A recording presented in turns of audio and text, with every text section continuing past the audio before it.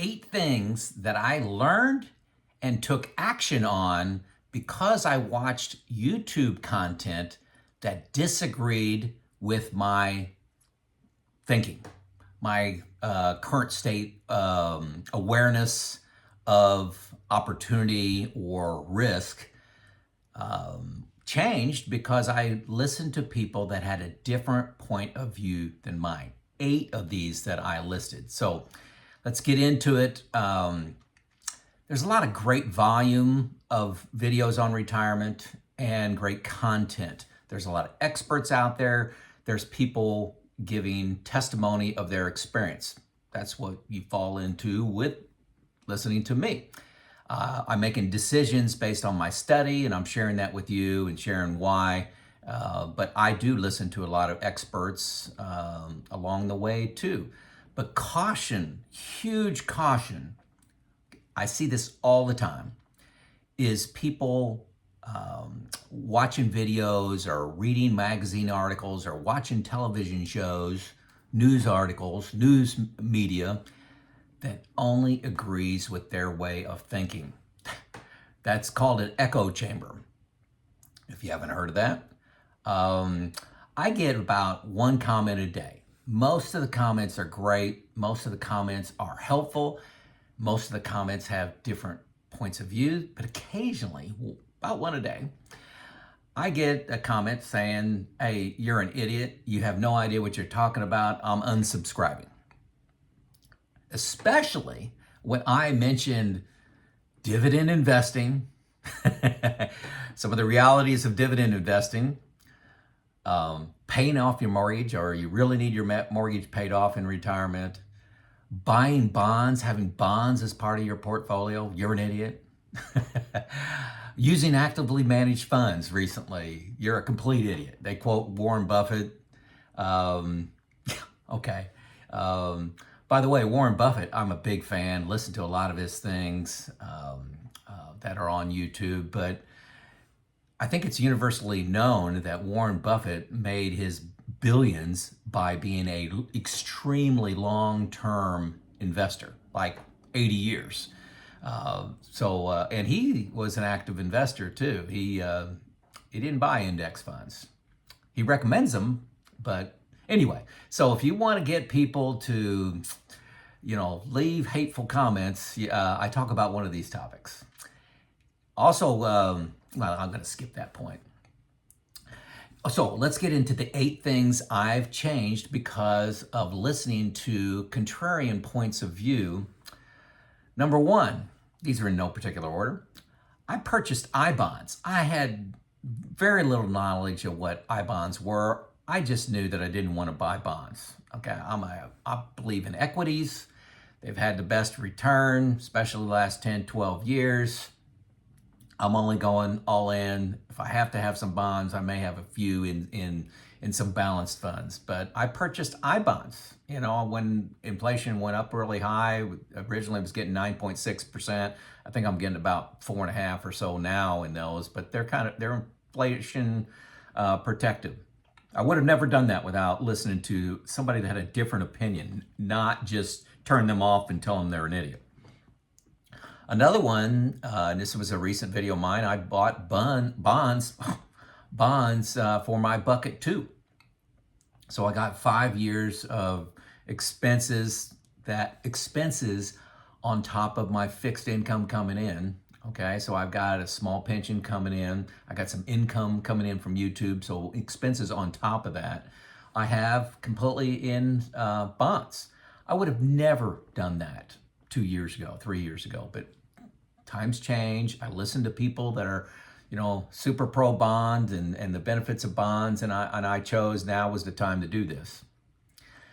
Number 3, global stocks. The American stocks have done great. You look at the last 15, 20 years, but their PE ratio is much lower. They're much more, if you're a value investor, you got to be looking at international stocks. I was just listening to a video about Tesla and how their PE ratio is like 63 or something like that. And there's a lot of great global companies that have a PE ratio of 12. I'm about 17% international, by the way. Number four, I was just all stocks are the same kind of guy, I guess.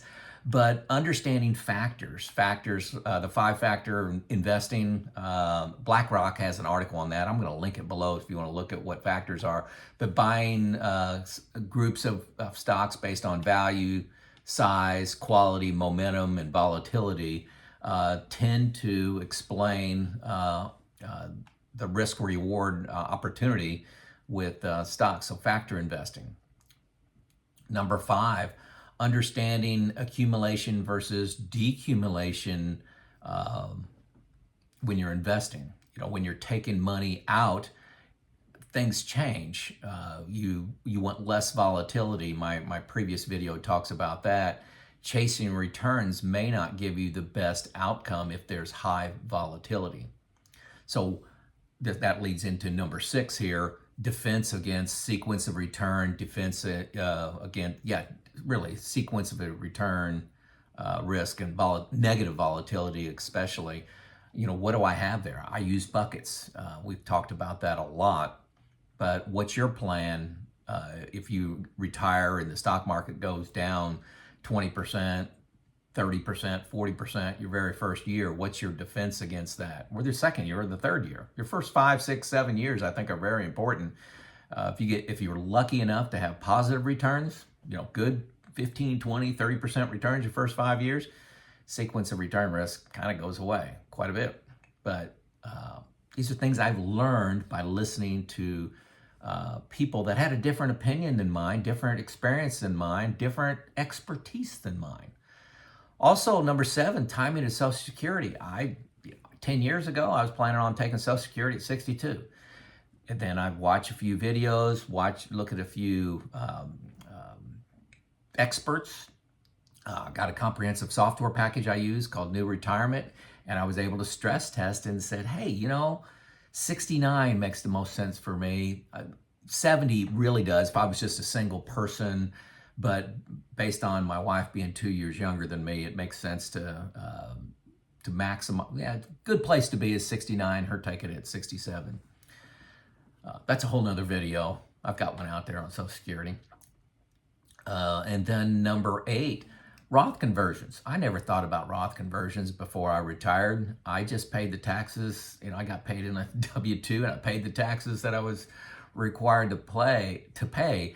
But now by saying, hey, you can manage taxes, manage taxes, that doesn't sound like fun at all. But there's a lot of money involved especially if you have large pre-tax accounts. So by listening to other folks, I've made people that have a different opinion than me, not just other people, not just staying in my echo chamber, but people I'm saying, I don't really agree with them, but I'm going to listen to what they have to say. Sorry, I'm stumbling on words today. There's a couple video topics that I'm listening to today that I still disagree with, but I'm still consuming content. Well, one of them is annuities. Should I buy an annuity? With the higher interest rates now, the annuities are paying off. You can get 6.5%, 7% payout on a lump sum that you contribute. Long-term care insurance. I'm still looking at timing of Social Security, honestly, and looking at trust. These are all different things that I'm consuming right now, listening to people that are very passionate and experts in their field. Haven't made a decision on them yet, but I do consume content that disagrees with my pre-existing conclusions, okay? So humans do best, folks, when they are open to learn from others. Think about your career. This is a huge problem around the world. I know in America today that you're stupid or evil or an idiot or whatever if you have a different opinion, and people can't even talk. Okay, this has changed in the last 20 years. It wasn't like this most of my life, where differences were often welcome. I know in my work life, I actually went out of my way to hire people that had a different opinion than mine. So they can be a contrarian, they could argue, they can talk about the risk, and that helped us make better decisions. And we've lost that. We've lost that in the last 20 years, but I think it is critical to make the best decision, informed decision, especially on today's topic of retirement. Seek out contrarian opinions. If nothing else, it'll make you feel stronger about what you're doing. Okay? But like I just revealed, there was 8 changes I've made. You can see them in my plan because I've listened to different points of view. Be careful of living in a bubble, folks. It'll cost you a lot of money. It's Joe out.